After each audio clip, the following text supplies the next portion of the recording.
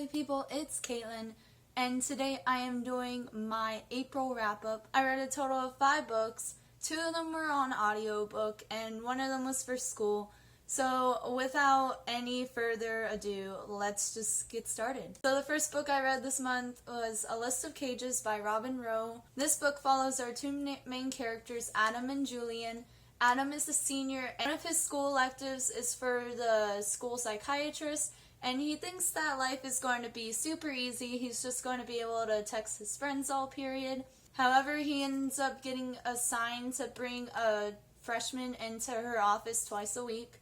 And when he finds out that this freshman is Julian, his old foster brother, and he is really excited to be reunited with him because he hasn't seen him for a really long time. However, Julian is hiding things like where he goes in the middle of the day and what is happening at his home. Adam has ADHD, and I'm pretty sure Julian has anxiety, so there is mental illness in here, which I really loved.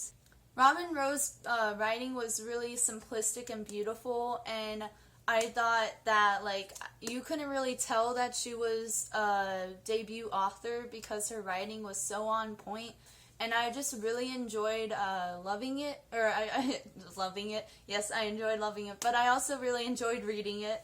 I thought the 2 main characters were really amazing. I gave this a 4.5 out of 5 stars. The only reason why I docked half a star was because of a romance in here that I didn't think was necessary, and I didn't think added anything to the story. I still really enjoyed this book. There is child abuse in here, just so y'all know if that's a trigger warning for you. I haven't read a book with child abuse in it before. It's just really good. I am very happy that I read this book because I think it is wonderful. I would recommend this book if you are looking for a good friendship between 2 male characters, because that is the main point of this book. And it was just really beautiful. I will definitely pick up any future books that she writes because it was just so amazing. Next, I finished Brave New World by Aldous Huxley. I think that's how you pronounce his name. And I read this book for school. It was really interesting. Oh, dang it, my necklace has been backwards. I feel like an idiot because it was backwards. Okay, so continuing. Basically, everything in this world centers around Henry Ford, you know, the person who made the assembly line in the car. And basically, everything centers around him. So the years are, instead of counting after Jesus, like D and BC, like that stuff, it's now after Ford. So I think it's like 2,000 years after Ford, but I'm not positive about that. We are super advanced in technology. We're able to take eggs and make duplicates by up to 96, I think. So you can have like 95 other use, which is kind of like, kind of weird, but like also, yeah, pretty interesting. And sort of like in India where they have the caste system, so there's like the alphas, betas, and then something, and then I know epsilons are the bottom. You get this soma, which makes you happy, and basically society's goal is to keep you happy. This book is a satire written in the 1930s. A whole bunch of people are saying how this book was meant for this time and age instead of like past then, like he was predicting the future. Sort of. If you haven't read the book, and I would say you should probably be over 16 in order to read it because there is a lot of inappropriate stuff in there. I gave this book a 4 out of 5 stars. I really enjoyed it, and I think people should read it, so just for the informational knowledge of it and just being aware of how we can prevent that society, and also just how messed up that society is. And you have to keep in mind when you're reading that it is a satire, so a whole bunch of this stuff is nonsensical, but he wrote that for a reason, and I just think it was pretty good. I give him props. So the 2 audiobooks that I listened to this month were Highly Illogical Behavior and Red Queen. Highly Illogical Behavior by John Corey Whaley follows a character named Solomon who has, dang it, I'm forgetting the disease. but it's the thing that makes you not want to go outside. He hasn't gone outside in over 3 years, ever since some incident in middle school, so he's been homeschooling and just living a peaceful life at his house. And then all of a sudden this girl named Elisa comes around, and she knows Solomon from school. She wants to be a psychologist, and she is trying to get into a really high college, and their essay prompt is tell us about your experience with mental illness. So she wants to like prove to them that she's awesome by curing Solomon of his disease. So she comes and befriends Solomon, and he doesn't know that she's doing this to get to scholarship.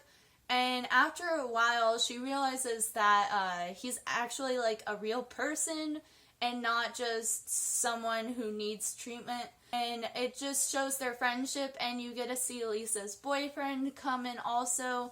And it's really cool. There is some drama, which I really enjoy because, you know, like, some drama is really good, but like, if there's a lot of drama, I just get annoyed really fast. I just really enjoyed Solomon's character, and I thought Lisa Pryor's character was really good also. I enjoyed Solomon's grandma along with their parents.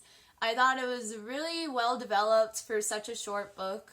And I gave it 3.5 stars or 4 stars. I'm not sure which. I'm still like going back and forth. I really enjoyed it. I would recommend it for a lot of people, especially if you're looking for a book with a mental illness.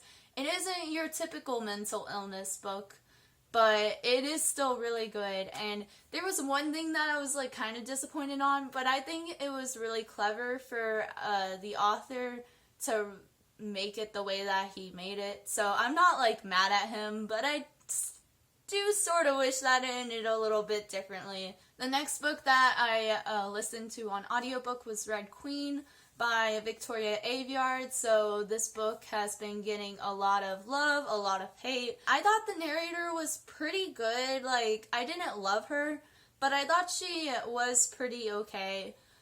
So like, I couldn't not stand listening to her or whatever. This world has two groups of people, Red Bloods and Silver Bloods. Silver Bloods, they're the more empowered people because they have powers like water, fire, stuff like that. While the Red Blood people have no special powers. So Maris ends up getting a job at the castle where the royal family is staying for the summer. She finds out that she has these hidden powers that nobody knew about. So she has to hide the fact that she is Red Blood, and she learns to live in the court system along with all the other Silvers. I mean, I didn't really love it. I didn't hate it. I'm sort of in between. So I gave it a 3 out of 5 stars. I thought Mare's character was annoying at some times, but I also thought she was pretty cool at other times. I didn't like Cal. He annoyed me. Okay, so here's the thing. I knew what was going to happen at the end because I heard a spoiler from someone else's review, and I accidentally listened to that spoiler. So all this stuff that led up to it that I knew I was supposed to like get fooled by, I didn't get fooled by it. So I mean, I don't know if that took away from some of the surprise aspects of this book. So I read The Heartbeats of Wing Jones by Catherine Weber. I did a book review for both this book and Alyssa Cage's, so I will leave that linked on the screen as well as down below in the description box for you guys to check out. This book follows our main character named Wing, whose brother Marcus is the star football player in their high school. And one day he ends up going to a party and getting drunk. He ends up driving with 2 passengers in the car with him, and he ends up killing 2 people, injuring 1 person, and being put in a coma. So we follow Wing before the coma as well as after, and how it affects her and her life as well as her family. She ends up going for these nightly runs just to relieve herself of all this stuff that's happening in her life during the day. And one night, Aaron, Marcus's best friend, ends up finding her running, and he sees this sudden talent for running that she has, and he starts to train Wing to put her on the track team And I really enjoyed the running aspect of this book. I thought it was really cool to see her discover this like whole thing that she didn't know she had before. Wing and her brother are Afro-Asian, which I thought was really cool. And Aaron is black. The only white character really is Monica, Marcus's girlfriend. So I thought the diversity aspect was really cool. There is a lesbian couple later on in the book, and that was really interesting. So I think the diversity itself in this book deserves a lot of props. I liked the side characters also, but really that's it. Like Wing, I didn't like her personality. I felt like she's basically living life as if she was underneath a rock for like her entire existence, and I thought that was really weird because she knew no social cues whatsoever. I thought it was pretty over exaggerated because even if you don't have friends, you still like understand some stuff, especially if she had her brother around. I didn't like Aaron either. I thought he was really annoying. Wings and Aaron's relationship was really annoying also because I didn't like some of the stuff that resulted from it. And also, I just thought it was really lackluster and anticlimactic. I gave this book a 2.5 out of 5 stars. If you're looking for a book with great diversity in it and also like a book with running in it, then I would definitely check this book out. Okay guys, so that was my wrap up. If you enjoyed this video, be sure to give it a big thumbs up and comment down below some books that you read this month because I'd be really interested to know and what you thought about them. Click subscribe if you want to be notified for when I post new videos. Thank you all for watching, and I'll see you guys next time. Bye!